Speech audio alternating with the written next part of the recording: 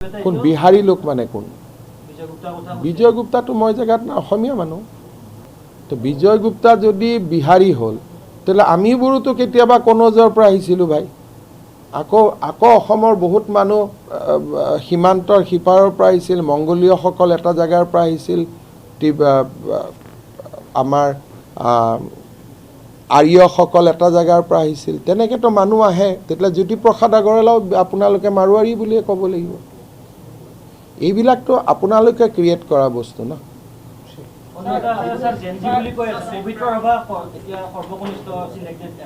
নাই, জেএনজিটো গোটেইবোৰ আমাৰ লগত।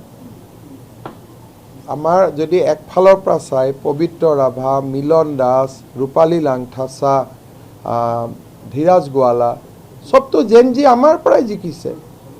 এইবিলাক আপোনালোকে এটা অদ্ভুত জেএনজি সৃষ্টি কৰিছিলে, কিন্তু আমাৰ জেএনজি এইবিলাকটোতো ক'ৰ গৰু খোৱা মানুহবিলাকক আপোনালোকে জেএনজি পাতি দিছিলে। তো আমিতো আমাৰ জেএনজিটো আমাৰ ফালৰ কেইটা আপোনালোকে দেখাই নাছিলে।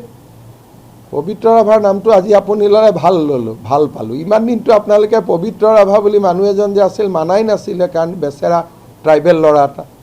গতিকে সি যে জেএনজি হ'ব পাৰে আপোনালোকে ভাবাই নাছিলে।